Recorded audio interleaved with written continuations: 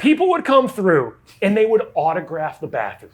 We have a group of like 10 people up in the station, and we're making them drink this stuff. And we just say the last person to go to the bathroom, number 1 or number 2, wins. All of a sudden, our interns come into the station. They start describing it. This woman, Peaches, just destroyed the bathroom. We walk in there, and when they say destroyed, I don't know how this woman did it.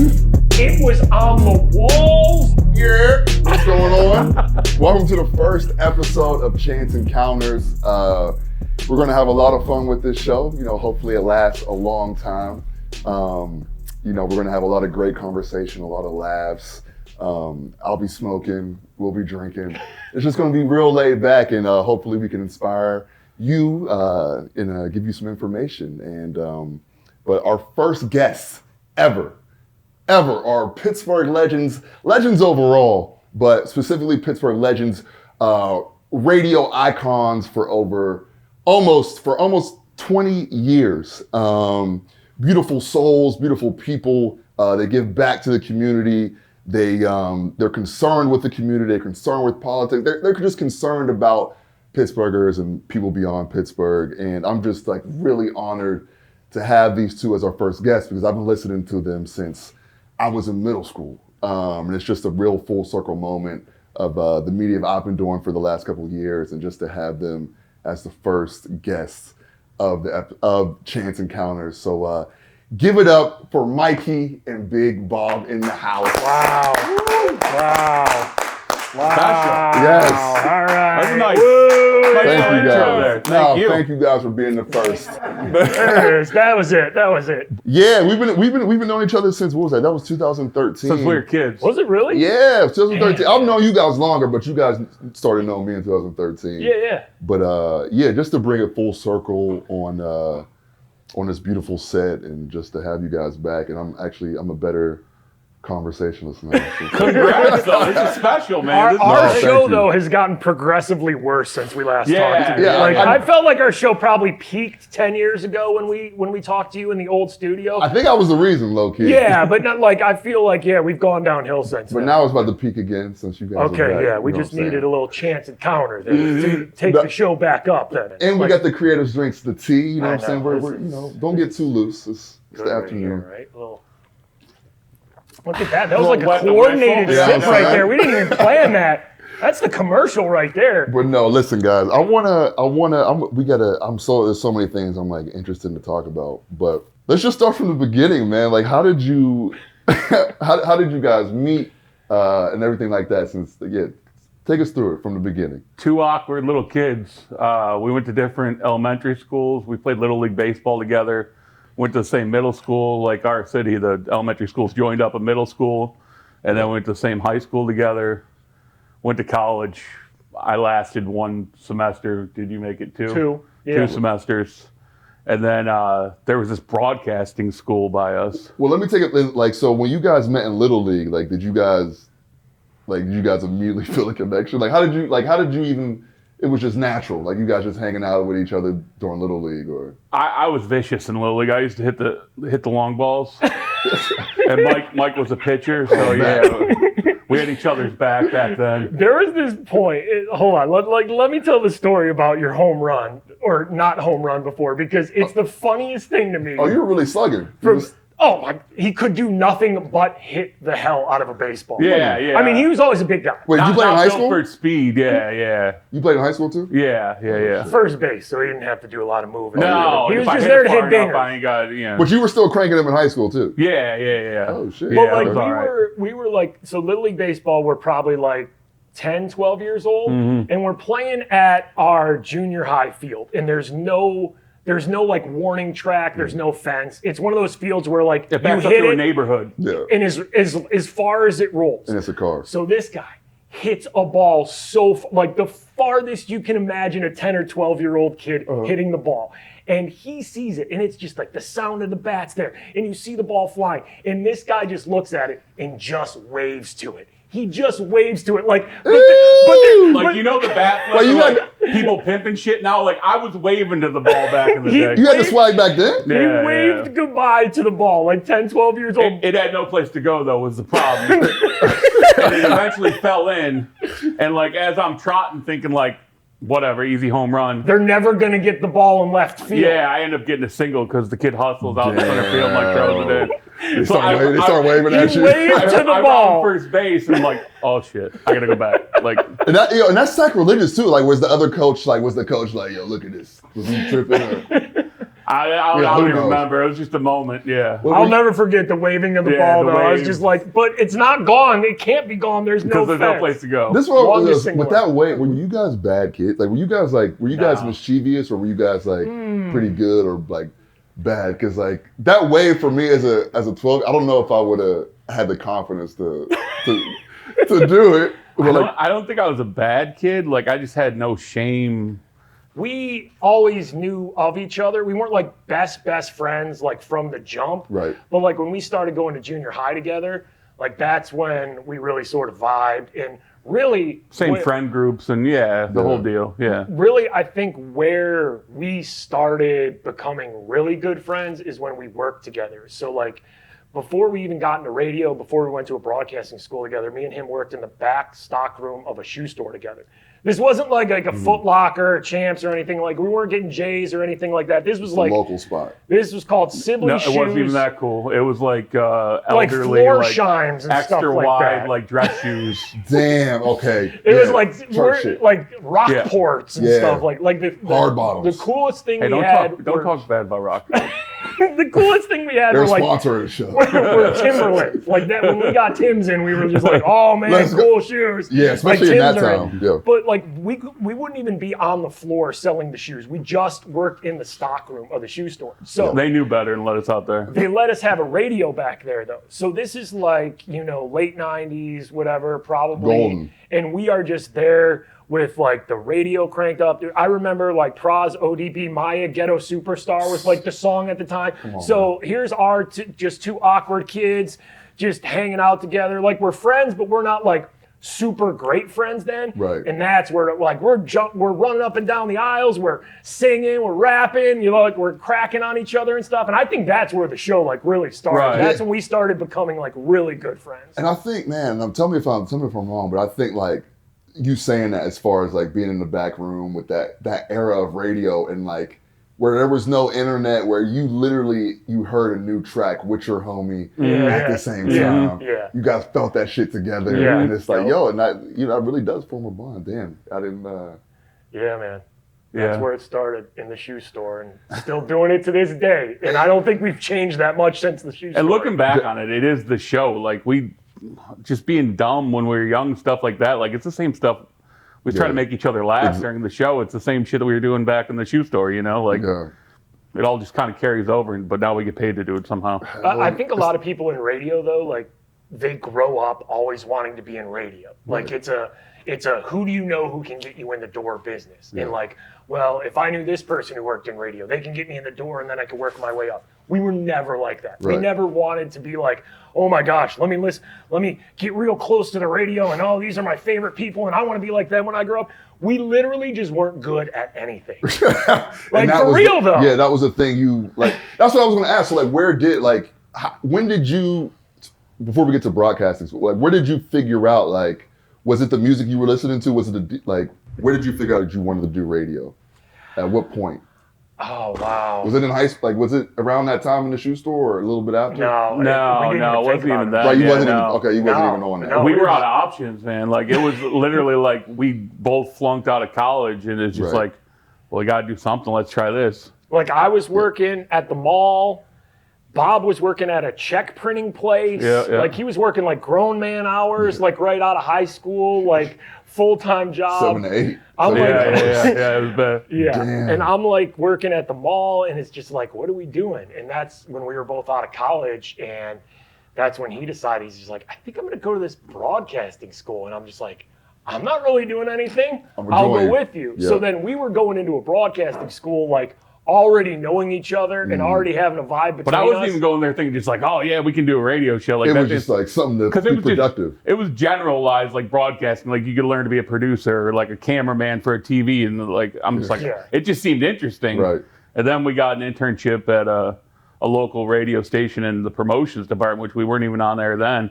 And I think that's when it really clicked for both of us. Like I got in, and then Mike got in, and one day, it's just like, they're gonna pay us to do this. Yeah. It's like, how are we ever gonna leave this? Just like, let's just stay here and learn everything we can, and it's kind of what we did.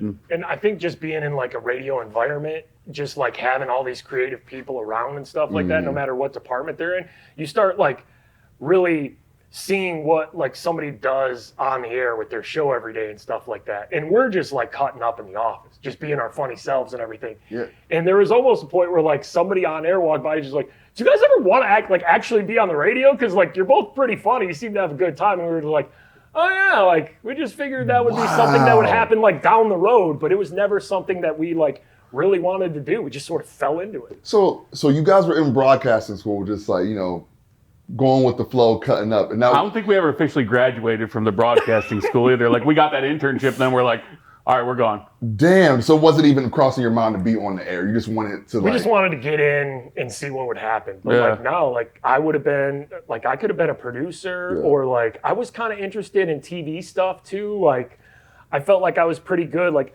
I actually wanted to be like a sports reporter, like Sports Center or something like that. Like I can still see that too. I feel like I could crush some I highlights, can still man. see that. I love sports. Like that's what I sort of thought like maybe I could get out of this, because you did like half radio and half TV. So like you would do like a fake TV broadcast. There would be camera people. There would be teleprompter people. So like I was not good at any of that shit. Froze like up. having to read from a teleprompter and like keep up with it. It's like, nope. It's great. Knew that wasn't for me. It wasn't, because I was like, I'm pretty good in public. Like I had a public speaking class in college, man, and it was like I would sweat my balls off every class. Every time I had to get up in front of people, it was just like I would freeze up, man. It was the worst thing. But in real life, I could crush just it. talk. But like when I had to do it for class, it was like my shirt would be. I think that's too where we like really learned how to not sound like typical radio people. Yeah. Because there came a point like, and we didn't know what the hell we were doing. well, that too, But there sort of came a point, I think, like in our early days here doing the show in Pittsburgh, where we still weren't sure if this was going to work. Right. Like we still weren't sure if, nobody plans to have like the run that we have had in Pittsburgh. Like nobody has a show for like almost 20. It just doesn't happen. Hell of a run. Yeah. There's like a handful of people that get to do what we've done in like one city. But I think like when we first started doing the show here in Pittsburgh, there came a point, like everybody sometimes in their career has like the sort of Eminem lose yourself moment where you're just like, I have nothing to lose at this point. Yep. I need to, this is going to be maybe my career, maybe my life. And there was all different kind of people trying to give us direction and like, maybe this is how you do a show or this. And we just got to a point where we're just like, we have to do this our way, because if we're going to lose, like we are going down swinging. We are emptying the clip. Like we want to do it our own way. How did you know that? Like how did you? I mean, I know we're jumping on, we're getting ahead, but like how did you? I'm gonna circle back on some things, but how did you even know that? How did you know it was like, yo, this is the way we have to do it? Like we have to completely do it like we're back in the shoe store. Because it's the only way that felt genuine or real. Like there's plenty of radio shows like just around the country that do like, you can buy like scripts for your show basically and jokes written out and a bunch of other like fake callers, insane things, like pre-recorded bits where you just insert your voice and nobody in Pittsburgh knows that it's somebody in LA doing it. Like, and then you didn't figure that out until you got to Pittsburgh, or was that back in? No, that all happened here once we started doing the morning show. Like once you get that morning show, they try to fill your show with. We never actually did any of it. We're just like, no, it doesn't feel right. But they try to fill your show with all that, and it's like, you guys should be doing this. We get like, whoever would be telling us like, it's working out for these other shows that are doing this. Just like, no, it's not for us. I think it was like fear of failure too. Just like, because we had... but then the ratings came back and nobody knew what to do with them. Because our ratings went from like, before us, there was like syndicated show from like some Just dude in Seattle, in case, nobody knew who he was. Yeah. And like it was next to nothing. Like nobody was listening to radio. And then our ratings came back, it was boof. And they didn't know what to do with us. Yo, let me. They still don't to this day for the most part. Like we're nothing like any other show in our company. No, it is what 18 years. It's been kind of the same. Yeah, You've been running shit. Like, but I want to go back. I want to go back to Detroit real quick, because like, what do you think subconsciously? Because I think about Detroit, like as far as like Motown and just the music scene, and of course around that time, like you know, We were the Eminem years. Eminem and like D12 and all that stuff going on, Royce and like, do you subconsciously do you think your passion for radio was just like ingrained in you from like just being in the environment? Like you might not have known you wanted, but it's just like that's how natural. Oh, 100%. Yeah, for sure. That played a big part into it. Once we got, because like it reminds me a lot of like the Wiz and Mac 2009, 2010, where the entire country is looking at Pittsburgh, just going like hottest hip hop, and like that is when we started in Detroit radio, and like you said, D12, Eminem, there were a bunch of them that were getting looked. Royce, everybody was getting looked at that time, and the entire country staring at Detroit, and like we're in the middle of that somehow. It's like that definitely fed into all of it, 100%. Yeah, like even like St. Andrew's Hall, like the basement that's in like 8 Mile. Like we used to go there like every Sunday night. Yeah, I think growing up in Detroit and just like it's sort of any city you grow up in, if you listen to the radio, like you said, it might not have been something that like we dreamed about, but like we had that instilled in us growing up, like listening to, like the hip hop station like WJLB in Detroit and stuff like that. Like there's like legendary guy Bushman who did the night show there, like just things like that. And like the way they would play music on like just Detroit music on like Friday and Saturday nights and stuff, man, like driving around, like you don't realize it, but you love it. You love it. So you beat me to it. So like I'm a big fan. I love Big Sean. I don't listen to Danny Brown, but I like Danny Brown as a personality. But the Friday night Cyphers, was that going on around the time you guys were younger? You guys riding around smoking? Yeah, it's all real. That's right.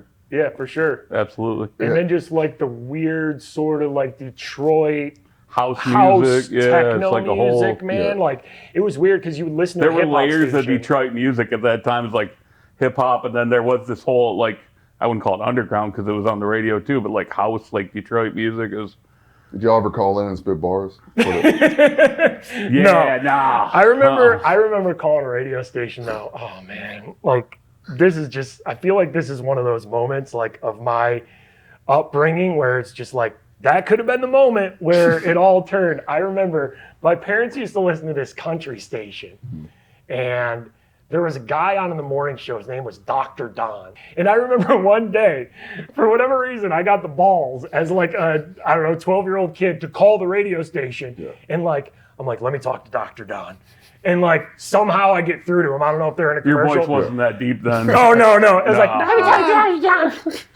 So like a little pukey kid calling the radio station. So he gets on the phone and I'm just like, I didn't know what to say. And I'm just like, I think I'm kind of funny and I do all these voices and I really want to be a part of your show. And I'm thinking to myself, like, if a kid called us today and it's just like, I want to be on your show, I'd be like, dude, we don't even have a producer. Like, where do you think the money's going to come to pay for your right. So basically it was just like, we aren't really hiring right now. And like, I was just like, oh, that's it, I guess. It's funny though, because hold on one second. Mike is always nice when kids call. Like no matter, like you could be the littlest kid and because that stained him as a kid. That stained him as a kid. So like anytime a kid calls and gets through, it's just like Mike is like the nicest person to that kid. Yeah, but you're ready to hang up and like as soon as you hear the voice that has not gone through puberty yet, Bob is ready to click. Bob is ready to click on them. Just like you're not gonna add anything I to just hyped you up and said I'm nice. You're not gonna drag me. Well, there's two sides of that though, because if I'm being nice, I might not even be that nice, but I'm just keeping them on the phone so they don't feel. I don't want to be Dr. Don, man. Well, because like it's bugging me out how bold you guys were as like kids. Like just even to do that, just even have like was that instilled with like your parents did that? Were you guys watching your parents like I can do? My dad's a funny dude. Like he's a funny guy. He worked in a steel mill. He just retired not that long ago, but like that's where I think I get most of my sarcasm and funniness from. Like I don't know if it's like anything about my personality that was handed down. Obviously that's not a thing, but like that's definitely where I get my funniness from. If that Pops. works. Yeah. I don't really know. You do got a funny dad though. He used to mess with the garbage men. Yeah, all the time. He used to he would get angry at the garbage men.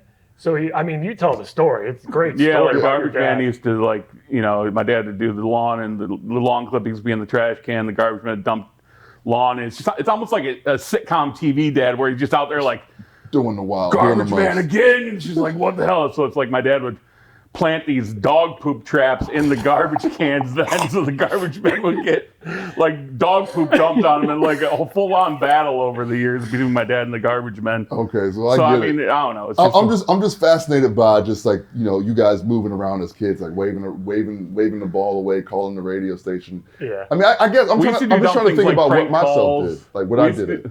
We used to do dumb things like prank calls at Mike's house too. Yeah, I guess. Like I don't know. Like I said, the show's been going on without the show for years. Since y'all was kids. Yeah, it's No, weird. I totally forgot. We were building not like we make prank phone calls or anything, but we were building that sort of humor in that Just trying to make each just other sort laugh. of comfortableness. Okay, so damn, yeah, this is fascinating. So you didn't finish broadcasting school, but where did the transition, and we've talked about it before, but where did the transition from broadcasting school into the internship? I literally called for an internship for 3-4 weeks, maybe 2 months it was, and I'd call every day and talk to this lady, and like, no, we're not doing it yet, not doing it yet. They probably thought I was crazy. Like, now at this point, did you you realize that I have a passion for radio? I gotta pursue this. At least give it, go all in on it. And you weren't on that yet. I didn't even know that. I didn't even know you were really pursuing the internship. Right. Yeah, so I was calling like every day for it could have been over a month. I was probably a crazy person, this lady. But finally, she brought me in for an interview. What do you want, bro? Yeah, right. It was one of those. She's like, I got to see what this guy looks like. Just like he calls me every day. It's like, So she finally brought me in for an interview. I got the internship, and the internship was you work free for 3 months, whatever. So my internship ran out. They hired me in the promotions team, which was probably making $6 an hour, whatever. But then my internship was open, and then Mike took that spot, and Mike came in and did his internship. We both ended up getting hired in promotions, which was still. Like for us, it was like the craziest thing. Like promotions back then, you go to concerts and like, posters It's like you'd go to free concerts all summer and like hang out and like, I don't know, we were living the dream at that point. Not even like thinking about being on the radio really. And then that all led to the night guy who was on at the time walking through the station. Like, I don't know, we were probably being funny or saying something stupid. I have no clue. And he gave us like, you guys ever want to be on the radio? Just like stop in and check it out. So it's like, all right, we're in. But like when we got to that point when we were both at the station, like we knew then, like we knew we used to work like psychos. Like we would work the regular 9 to 5 and then like be interns on the night show. So like our families didn't even see us anymore. Like our parents, like it was like we moved away to college, but we were just like working downtown Detroit. That's when they started asking the questions. Like it was like at that point, we knew just like we were going full in, like working our ass off, busting our ass, doing anything we could to like stay in the industry and keep like climbing. Like we had the bug. Like we'd get paid for like 3 hours there, whatever they were paying us for the promotions, but like we'd be there 18 hours just trying to learn any and everything we could. Man, let me pivot. Was that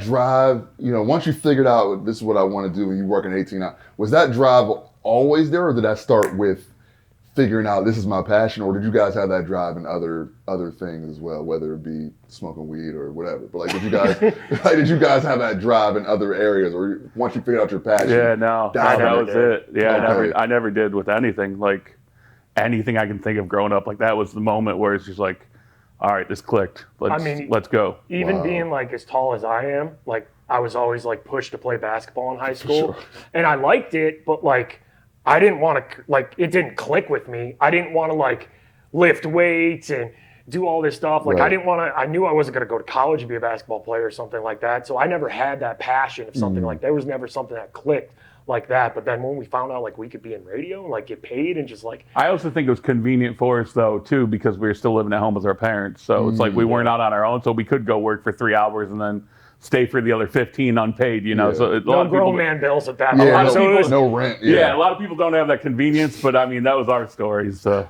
Yeah. Okay. So it began at that moment, that love for. yeah. So what was that first night like? When did you actually end up on the air? Was it like a travesty, or did it go as planned? Oh gosh. I feel like I have radio PTSD from one time. This was probably like maybe our third night in the studio with the guy who was on at night. And this guy, he said, and I didn't know how to run any of the controls. Like we were just learning the basics. And like, okay, this turns the microphone on. And this guy's just like, hey, come over here, come over to the controls. I come over, I'm still like nervous little kid. It's like my third day. I'm still like nervous and he's just like, I'm gonna go to the bathroom, so you need to figure out how and this, like, now you have fully automated systems. If you gotta go to the bathroom or something. just put in auto and walk It's all away. gonna run off the exactly. computer. But back then, like, you had to physically hit the button. Yep. So I'm there, and he's just messing with me. And he's like, I'm gonna go to the bathroom. You need to figure out what happens next. And I'm like, are you serious? Like, this is like a major market radio, like dead air and everything. definitely trauma. I'm sitting across from Mike, and he walks out the door, and we're sitting there like, He really did it. He really walked up. So I go up to the board, and my hands are literally like shaking like this. And I'm like, okay, the song's ending. And I'm like, beep. Oh God. Oh no, that did beep. And I remember I played Nelly Furtado, I think it was.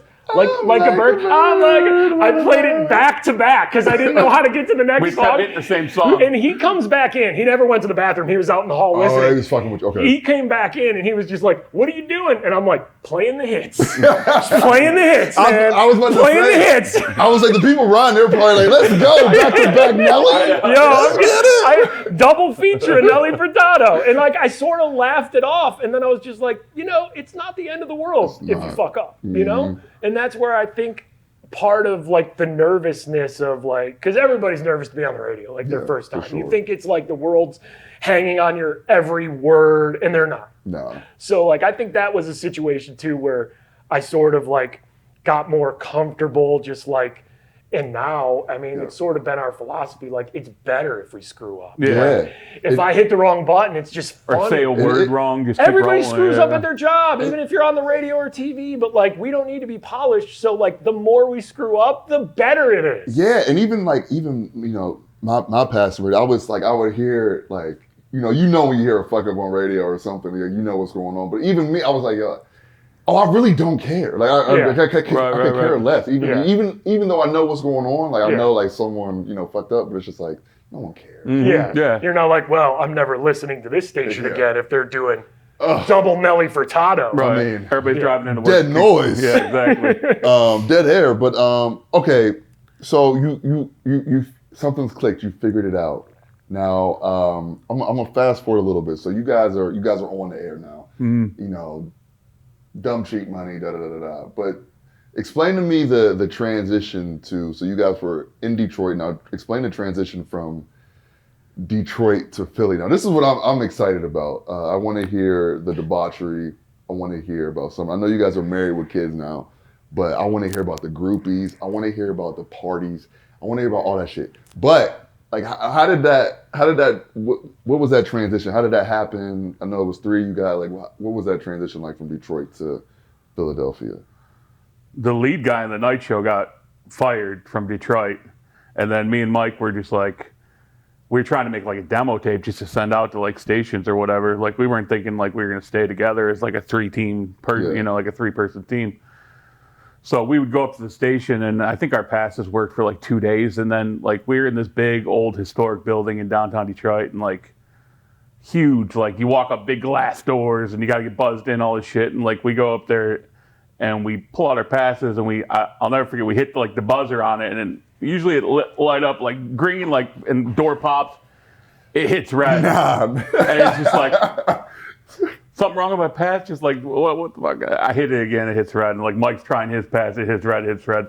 Just like no warning, no nothing. Just like, it was all over. It's a wrap. It hurt though, because like we had already fell in love with what we were doing. Right. And like we felt like we were so close, and then it got taken away from us. And we were just like, when you find what you're passionate about in life and it gets taken away from you, Crush it. like it sucks. And then it's not like we were anybody at that point. Like we were still sort of like interns, but like nobody knew us. Yep. Like we hadn't been on the air long enough for people other than like our family and friends to know really care, who we were. So like we didn't have like name recognition or anything like that. So we were just like gone when the other guy that was doing the night show got fired. And we had crappy demo tapes that we sent to literally any place we could find an address for. Anchorage, Alaska Like stations. Anchorage, Alaska. Yeah, shout out to I'll Call You Right Back. But this story is great. But yeah, so you guys were just cranking them out. Sending demo tapes, like burning CDs with just in, like we played it on our show here in like our regular morning show because we still have it and it's just like it's so cringy bad. It's so cringy bad because we didn't get to that point yet. Right. We were still trying to like do radio. Find how like, our voice instead in of it all. being Yeah. ourselves. We were still trying to like hello talk perfectly and coming up this. You know, so we were like pukey radio but I remember Kalamazoo, Michigan, this guy emailed us back and was just like, I have an opening for a night show, but it's only for one person and it's $15,000. And we wrote him right back. We were just like, it doesn't matter. We will both come. We're driving right now. For $15,000. Greyhound. I told him we will get part-time jobs at a grocery store, bagging groceries if we need to. I said, you'll get us both for $15,000 for a year. Like, so we wanted it that bad. Yeah. That bad. And he never emailed back. He was scared the shit out of him. He was like, I don't want these motherfuckers. Wait a minute, that's $7,500 a piece, like salary? Like, that's not happening. So I think we scared him. So we didn't end up in Kalamazoo, Michigan, but that's just sort of like, that's where we were. Like, we still wanted in so bad because, like, we got the bug and we wanted to be in this industry, whether it was on air or like behind the scenes. Like we knew enough about radio then, like being a music director, a program director, like we wanted to be in the industry and we would do anything we could, even if it was a part-time job to like stay in it. And I think when people find out what they're passionate at, whether it's a regular like behind the desk job, cubicle job, whether you work at like a nonprofit, whether you're running from office somewhere, whether you're a sport, like you get to a point where it clicks and you find the thing you love and just go, if I do something other than this, it's not going to make me as like satisfied as this industry does. Cause like you just feel it. 100%. And like you feel like you're doing what you're supposed to do. So we felt like that. And when we got sort of kicked out of the industry, we were just like, we wanted back in so bad. So eventually there was a period after Detroit where me and Bob sat on my back porch, played video games. We were playing like Madden like crazy, just eating fast food. I still do that. Not going to college. We don't have jobs. I remember a semester was about to open up though, and it was getting real close. And my parents were just like, "You go back, go back community college, whatever, go find something." Yeah. It's just like we got to that point. But our parents were super supportive. Oh yeah, 100%. It was definitely getting to the point where just like, are you guys gonna figure life out? Right. And then that was also the point where Bob's parents thought we were gay because we were hanging out with each other like every day. Yeah. And like they get to it's cool if you guys are. Not that I see anything wrong with him. Yeah, you can tell us. They're just like, no, Mom, we're just hanging out. It wasn't both of us. Like Bob's parents really sat him down and had it's okay, Bobby. I meant to touch your leg in a very uncomfortable way there and just grabbed your shit. Hey, did you ever find out like years later your parents were like, I thought you were. Oh yeah, my parents were all in on it too. They were just like, you guys were hanging out all the time. Like, man, I don't know. Like, I mean, obviously there's nothing wrong with being gay. Like all the girls were away at college, Mom. If I was gay, I don't know if I'd want. I got yearnings. The biggest guy. You know what I'm saying? It was it was funny though because like we just like laughed it off because we were hanging out with each other every day, all day because we both had the same path and the same passion at that point, and nobody else out of our friends group understood it. Yeah, could they even see it? Because they were like at college and just like, doing their own thing, still trying to figure out life, and we're like, we know what we want to do, and we need to get back there. And like, what happened was, out of the blue, the guy who got fired in Detroit, his name was Tic Tac, we got a call from somebody that was in Detroit but had connections in Philly, and they needed a new night show. And they're like, it was basically like we told our parents, like, we're driving to Philly tomorrow night, and like, we don't know what we're doing. We don't know if we're staying there. We basically went, we're on the air for a weekend. Did an interview, did a weekend there, and Yep.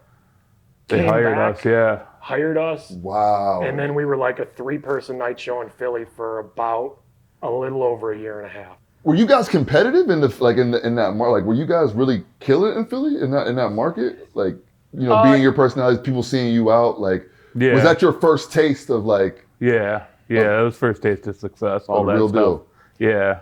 I think the time though where we realized we had this sort of oh shit moment where we realized like just sort of how the industry works and things like that. So the Philadelphia Weekly, was it Philadelphia Weekly? Yeah. Philadelphia Weekly was doing it's like just weekly paper, Philadelphia or whatever, like city paper here.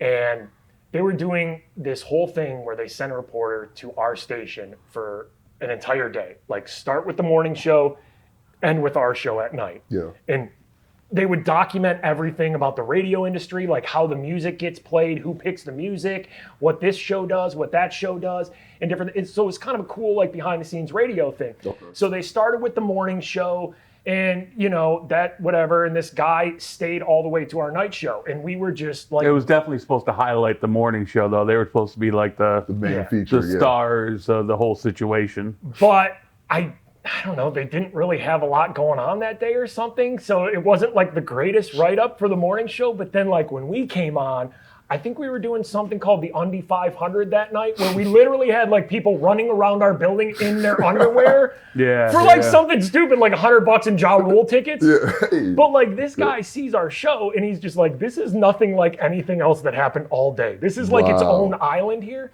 So then the Philadelphia Weekly comes out, and it's supposed to be the morning show on the cover and us up top in these little 3 boxes, and they put us on the main cover. Get the fuck out of here. And then they put the morning show in the tiny small boxes, and it was a wrap. So like it was like they were happy, but like it wasn't supposed to be us as like these are the guys at the station. Right. That caused some contention. Like, and that's when people started paying attention, like around the country and stuff, to like what we were doing on our show. It's just like these guys are like nothing else, that's going on out here. You guys were doing the damn thing in Philly at the time, and like that you guys getting that covered, caused some contention. And 6 months later, it's over, or do you think that played a part into it, or what was that transition like into here? No, like we didn't get fired. Like they wanted to keep us in Philly. Like we could probably still be in Philadelphia if we wanted to. Like we had a couple other cities come then too, like looking for us to be on there, and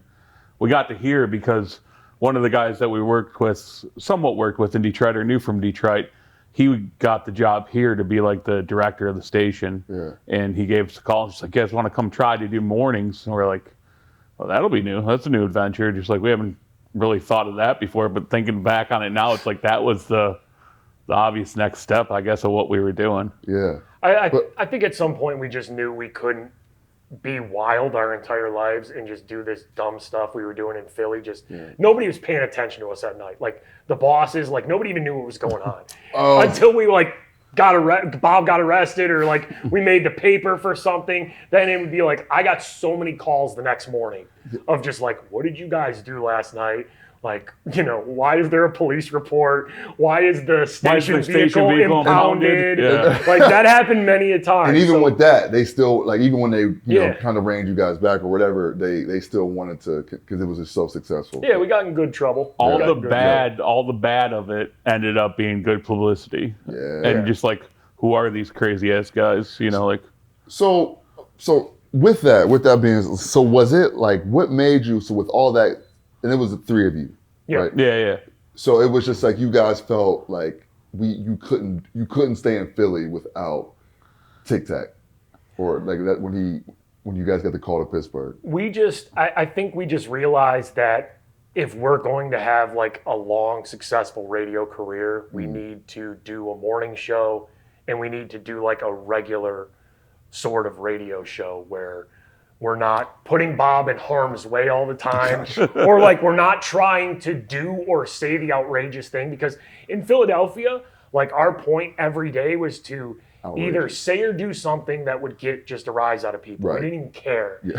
Or just like try to send Bob someplace to get him arrested. Right. You know, just doing wild shit almost every night. And like, you know, it's like everybody else, like when you're in your 20s and you're just out drinking all night or something, you get to a point where you're just like, I can't do this much longer. No, exactly. And I think we got to the point where we knew we needed to progress as a show and sort of, I guess, mature a little bit more and everything like that, because, you know, you go out drinking every night, go to clubs and every night of the week, and like it gets old real quick. So we knew. I don't know, man. Allen Iverson, Rockefeller at the height. We had a good run. Yeah, that's a hell of a run. That's a legendary run. But it felt good to not get fired. It Right. felt good to tell a company and a station just like, we want to move on to something else now. Right.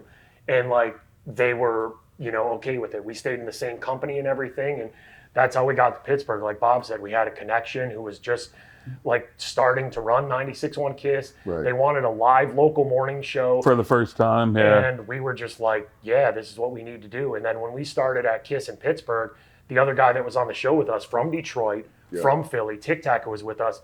After like 6 months, he's like, I don't want to do this anymore. He didn't like waking up I don't in even the know if it morning. was 6 months. It might have been like 2 or 3. Yeah, it was like pretty quick. And he was just like out. And for him, it wasn't even like he didn't like the routine of waking up. It wasn't some dispute or anything weird went on. It was like his career. He's always did the afternoon show or the night show, and it's like all of a sudden you're waking up at 3 a.m. and you know it's a shock. It's even now, 18 years hard. in, it's never normal. It's never a normal wake up. We're just kind of used to it, and they pay us to do it. So it's like, all right, what the hell? I'll get up. Do you still have the same passion for it? Like, has it dwindled, or are you guys like? No, I still do. I mean, every morning we're lucky to do what we do. It's like that 6 to 10 too. That's like our little escape time for the day. Like we somewhat know what we're doing, not really most of the time when we go into the show, but like it goes back to me being like in the stock room or on Mike's back porch when we're growing up, and we're just at 6 to 10 when we're on the radio. It's like we're just trying to make each other laugh. Like that's some days it's the easiest part of the day, you know. Like yeah, we're still passionate about it, because like there's this whole different thing now where like one of our kids' teachers might be listening and then say something to our kids, or like our kids see a clip of us on social media. Like my daughter's a huge Taylor Swift fan, so when like Taylor Swift announces she's coming on tour, and me and Bob are freaking out like we're huge Swifties, because we are.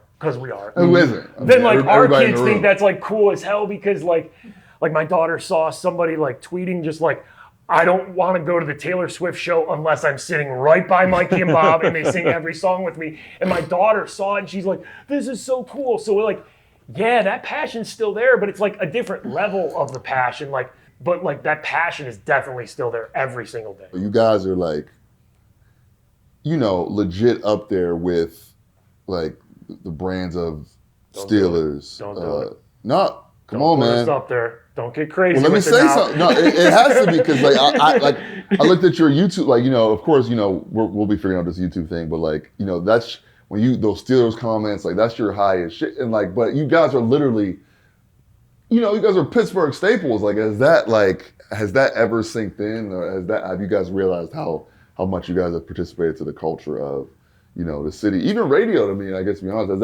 have you guys ever sat back and reflected like, yo, we kind of did this. Not on anything arrogant or anything like that. Right, no, not really. No, I don't think it's, I mean. Or do you think you'll lose something if you do think about it? No, I just feel like the city's given us as much as, you know, as you perceive that we've given people, or, you know, like any of that. Like, I've lived in this city as long, if not longer, than where we grew up. You know, like this is our home. Like it's not like we're just here for, you know, like, I don't know. It's just weird. Like the little things, like I know I was telling everybody here, like before we came in here, we were just walking down the street, like downtown right by PNC Park.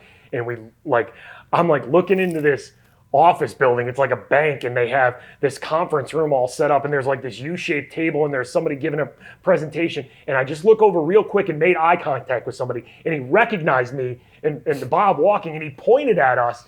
and like eye contact. And I could tell he said like, that's Mikey and Bob. And then the whole conference room turned to us and like looked at us and like stopped their presentation. And we like waved to him and stuff. Yeah. That shit is so cool to me. Yeah. Like, I don't even see why anybody would stop their meeting. Yeah. It's as cool as if it's the first person who ever recognized this. Because like, we're not a big deal. We're just like two dudes who get to like laugh with their best friend every day. So the fact that anybody, like if we're shopping in Giant Eagle and somebody's just like, oh, Mike, you love the show or something, or can I get a picture? Like, that's the coolest shit every day to me, because like, I'm nobody special. Like, we're nobody special. Like, why would anybody think we're special like that? So I think we say this a lot. Like, so we do a charity every year called Stuff a Bus, where we fill buses full of toys for the Marines Toys for Tots. We've been doing it every year. That we've been doing a radio show, and it's just gotten to this ridiculous place now where we're filling like 60 school buses. Semi-trucks full of toys. The Penguins came to us and they wanted to be a part of it. And so like, it's just, but like, I think going back to, you know, what this means. And I always tell people like at the end of every Stuff a Bus, because it's a pretty emotional thing for us when you spend a week with everybody at the station and you know you're doing good for the community. Mm-hmm. And like, I always tell people like... It's huge now. It's getting so big. Yeah, but I always tell people like everybody should get to feel like me and Bob feel every day, because every day we feel like the whole city's behind us. But like... And I feel like we've been doing this for so long that we have a whole generation of people that just grew up with us. So it's like not only we've grown up, but like they've grown up with us through those years too. So it's like that is just that strong bond that I don't even know. What is... kind of the most wildest shit in this city, as far maybe even at a broadcast or even a phone call, because I can think of a like live phone call with I think it was Stern with the serial killer or something like that. I remember that. Yeah, I saw that before. What pops into mind when it's just like those raw moments where it's like this is pretty fucked up. It's Peaches. It's definitely Peaches, man. Peaches still stains us to this day. All right, so we're in Philadelphia, right? It's close to New York, and it's a big, huge market. So like you would get everybody on their promo tours coming through. Everybody. Yeah, big, small. So like we would like Backstreet Boys, Diddy, and Madonna, Jay-Z, like did like almost every week at the station. Right. So 50 comes rolling up in his bulletproof vest with the chains squad. up. Yeah. Man. So 50 Cent, the week he dropped Get Rich or Die Trying. Do you remember the G-Unit spinning chain? Of course. Yeah. He let me wear that when Get Rich or Die Trying was the first week out. I have a picture of myself, and I'm wearing a shirt that has a piece of poop on it, and it says, it's a piece of poop wearing a hat, and it says poo-poo hat on it. Yep. And I have a picture of myself with 50 Cent with a bulletproof vest on. I'm wearing his chain with a poo-poo hat shirt on. What? But hold on, let me get the Peaches though, because so people would come through and they would autograph the bathroom. So everybody would sign this wall. Like Diddy was right behind the toilet. I remember Backstreet Boys were to the right of the toilet. Like you would just walk in and you'd find a new person Madonna, every time. They're still there? Like they ripped that down. Oh, well, just wait, yeah. Peaches, we'll get into some of that. Say less. All right, go please, I'm excited. So we do a contest. I don't even remember what it was for, but like we had people come up to the station and we fed them the stuff, whatever the stuff is you take, like when you need to flush your system out before a surgery. Comes in a little green bottle. You can like, get it. like a laxative or something. Something like that. It's way stronger than a regular laxative, though, we learned. So, we have a group of like 10 people up in the station, and we're making them drink this stuff. And we just say the last person to go to the bathroom, number 1 or number 2, win. So we have some people who are just drinking this stuff, and then we're feeding them like chocolate milk, and like it's not going as fast as we wanted it to. Yeah. All of a sudden, there was this woman named Peaches. And she was there with like her younger daughter or something. And all of a sudden, our interns come into the station, into the studio when we were on the air, which was like a no-no. Right. And they're just like 10 feet away from us. You have to see what just happened. Yeah. So they knew you were on air. They was like, yo. They start describing it of just like, this woman Peaches just destroyed the bathroom. And we were like, what do you mean destroyed? So we walk in there, and when they say destroyed, I don't know how this woman did it. It was on the walls. All those autographs. All the autographs, like covered in human feces around the toilet, like on the sidewall. I'm like, how did her butt, like, Wait, Insane. It was white too, like a big bright white wall with just autographs all over it, and then just. So gross. Now wait. It's The like floor Daddy was Daycare. I don't know if covered. you ever seen Daddy Daycare. Man, I'm That having like PTSD right now. Now, like, describe, like, was it like I need a visual. Like, who describe Peaches to me in a visual. Like, who in context? Like, who am who am I seeing fuck up this restroom? Who do you think it is the question? All right, Because so it probably is who you think it is. I'm gonna say like early 30s. Nope. Older. Probably like 50. Okay, about Yeah. 50, 55. You know, maybe. No, hold on. I got it. Auntie that's in the kitchen, but she's got them bingo wing arms where they're flabby right here, but Oh, you I know know she's cooking like the fire macaroni and cheese. It's Peaches. gonna put me to sleep. That is Peaches right there. So I'm thinking Norbit, like Norbit's girl from the movie Norbit, but just a little bit, younger. But that is what I had on the mind. Peaches fucking up the bathroom. I mean, she's a revolutionary, man. Like I said, she's ahead of her time. If you would have been there, you would not describe what she did as revolutionary. I don't know. She's sounding sexy as hell to me right now. It looks like she filled a super soaker up with human feces and just went in the bathroom, did a couple pumps and went, I bet you she had that had to be planned. Like she probably I'm gonna leave my mark. Still, if when people ask us like what's the most messed up sort, we got some stories, some good, some bad. All those years of autographs were never the same after that. Like we would get updates from people in Philly that was just like, we tried to save the Backstreet Boys. Somebody tried to outline it, but Backstreet Boys is gone. They can't save it. And every week a new autograph would go away or you just get the update. Yeah. But shout out Peaches, baby. Fuck what they saying. Oh man. You guys are doing well for years, but is radio dead? Do you guys think it's coming to an end? Do you think it's all going to be digital, YouTube? Or do you guys think? I mean, I don't know if the morning aspects will ever die, but do you guys think radio is? We have so many people that listen everywhere, so I don't know if it's radio's dead or it's just I guess just the overall. Do you think more people will slide over to just the social media, YouTube, and everything? It's already happening. That's where we're at right now. It's weird because our show now is a mix of people who listen live in the morning and a mix of people who just listen to the podcast. Yeah. So through the iHeartRadio app now, if they're listening to our station live or our podcast, they can hit a microphone button and send us 30 seconds. So we'll have people that send us messages during the show. You don't even need to call a radio station to talk to us anymore. Just leave us a message. Or if you're listening at 5 o'clock on your ride home, you could just still be part of the show. Send us a message, we'll play back the next day and laugh or whatever the hell you're telling us, So it's it's just figuring out the new ways. There's a way to incorporate it all, and it's getting there. But I guess the normal the traditional radio. Yeah, the normal sense of what you think radio isn't that anymore. But I was talking to you before we really started rolling and everything. Even when we started our radio careers, you would be out at some place for a 2-hour appearance with crappy movie passes and a prize wheel, and it's just I think that's what a lot of people think about radio, right? And just this sad ancient industry that's nobody's paid attention to. But I can't speak for the entire radio industry, but people like me and Bob, we have a successful radio show, but we also have a really successful podcast that is in Pittsburgh. And when people move out of Pittsburgh and stuff, we have people that listen to us all over the country now. And then this, you're one of the biggest social media influencers in the damn city now. Hey, come on, man. If you're going to give it to us, we're going to give it back to you. You're super influencer now. You're super influencer now. Don't do it. Don't do it, man. No. Guys, this is come how we were on. at the beginning. Okay, keep it going. But you know what it is?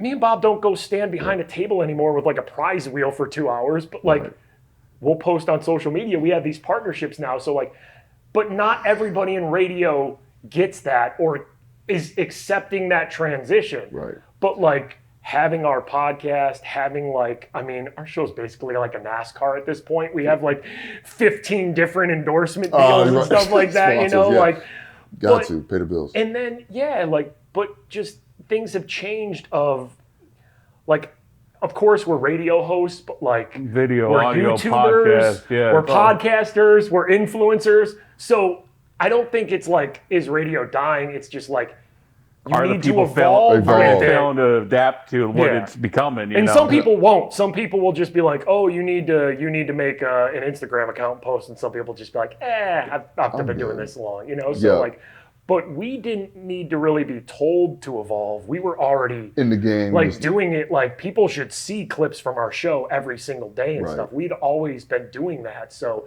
I think that's where we've always like. Is radio dying? Some aspects of it might be, but I mean, especially during the pandemic, it's evolving into something different than it was when we started. I want to end on this. Like, so with that, like, what is, as far as the podcast and what's the next evolution for not just the Freak Show, for Mikey and Big Bob? Is it, we talked before off camera, is it, maybe content through iHeart, a hip hop review show with you two guys, your love for hip hop, stuff like that. Like, do you guys see something else outside of the Freak Show in these next few years, or like, what's next for you guys? Man, I don't know. Like, Yeah, we're not good planners. I just This is it. Yeah. We do a lot of our own content. We're in charge of our own production of our show and like all the post-production and podcasting, video editing, we do all that on our own. We don't have like interns or producers or anybody else that works with us that really does that stuff. So our hands are kind of full right now, but like, I feel like the evolution of our show has just evolved naturally. So if something does come along, it'll just move on to that next step, you know? I mean, if our company fired us tomorrow, like, I mean, the Mikey and Bob podcast starts, and I don't really know that we missed that much of a It's beat, already been happening, you know? yeah. Like, I'll go to The brand is strong. I'll go strong. to our different clients that have been supporting us for years, like Getco and Henny Jewelers and Zero Res and all those. 100%. Like the thing with our show is like people who support and like sponsor our show. Like I don't want you to just like slap your logo on the show. Like I want to know who you are and like I want you to feel like a part of our show. And that's I think why we get so much loyalty to our brand just from like local businesses and stuff like that. So I think if our radio show, like our terrestrial radio show ever ended, You guys will miss a beat. I don't think we really miss a beat that much. Like we might not have as many listeners off the jump, but like I said, there's people who only listen to our podcast and don't even wake up before 10 a.m. when our show's actually on. So I think it's evolving without us having to plan the evolving. But if tomorrow it all ended and our company was just like, see you guys later, we'd be like, okay, well, we know Pittsburgh still has us, so we need to figure out a couple of logistic things, but like, let's roll. Yeah, man. You guys are special staples to the city, man. Like we were talking earlier, you guys were born at the right time, born in the right city with the, And we'll talk again, but like I would love to get more into your hip hop passion and everything like that. But it's an honor to have you legends in the building. You guys been doing it. I've got some of my blueprint off of you guys, so it's just like just authentically being yourselves and just seeing how far that gets you, man. And it's definitely it's gotten you guys far. So Chance Encounters episode 1, Mikey and Big Bob. Thank you guys. Really, I really appreciate it. Yeah, Keep much doing love. your thing, man. Keep doing your thing. Thank Appreciate you. it. No doubt. Hope you guys can get home all right. I don't know if we need claps. I don't know if we need claps for that. All right, clap.